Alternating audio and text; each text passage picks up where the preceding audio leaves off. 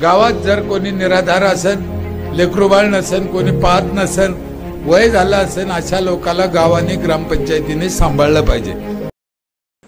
आता जो तुम्ही व्हिडिओ पाहिला त्या व्हिडिओ मधल्या व्यक्तीला सगळं महाराष्ट्र आज ओळखतोय।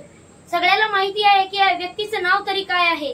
हे व्यक्ती म्हणजे औरंगाबाद जिल्ह्यातल्या पाटोदा गावचे, म्हणजे आदर्श गाव म्हणून ओळखलं जाणारं महाराष्ट्रातलं नव्हे तर अख्ख्या भारतातलं एकमेव आदर्श गाव म्हणजे पाटोदा।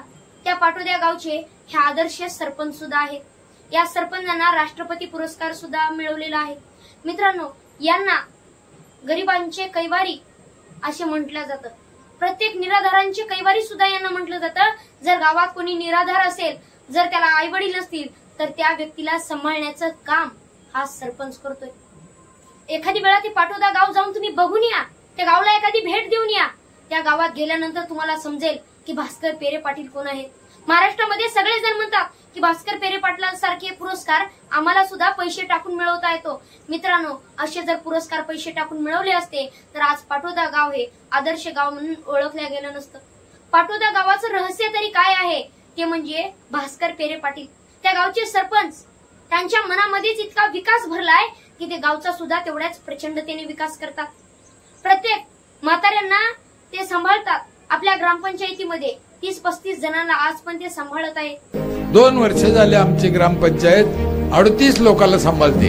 38 त्यांचं असं मत आहे, गावात जर एखाद्या म्हाताऱ्यांना जर मुलं बाळ नसतील, जर त्यांना जर कोणीच नसेल, त्यांना शेती नसेल, राहायला घर नसेल, तर तशा म्हाताऱ्यांना आपल्या ग्रामपंचायतीने घ्यावं आणि त्या ग्रामपंचायतीमध्ये त्यांचा सांभाळ करावा। कपड्यापासून सगळं ते देतात। कशासाठी? ते एक देशसेवा आहे।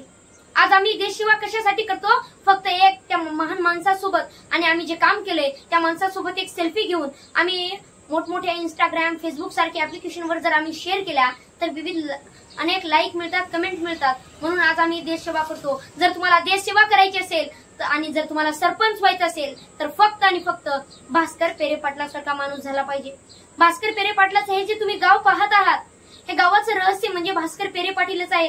गावाच्या कानाकोपऱ्यापासून त्यांनी विकास केलेला आहे आणि प्रत्येक गोष्टीचा विकासच ते करतात। आणि त्यांचं असं मत आहे, येणाऱ्या काळात पाटोदा गावासारखं माझं मत आहे की मी प्रत्येक गाव तसं करणार। मी तिथला सरपंच नाही होणार, तिथल्या सरपंचांना मी समजून सांगणार। म्हणून माझं महाराष्ट्रातल्या प्रत्येक सरपंचांना अशी विनंती आहे की तुम्ही गाडी करून जा, कसंही जा, पण पाटोदा गावाला जाऊन या आणि त्या पाटोदा गावाला जाऊन एकदा भेट देऊन या। त्या गावाचा जे काही विकास आहे, त्या भास्कर पेरे पाटलांची मुलाखत घ्या, त्यांनी विकास कसा केला हे एकदा त्यांना विचारा आणि मग तुमच्या गावात सुद्धा तसा विकास करा। मग महाराष्ट्रच नव्हे, भारत हा आपला प्रथम क्रमांकात आल्याशिवाय राहणार नाही। धन्यवाद।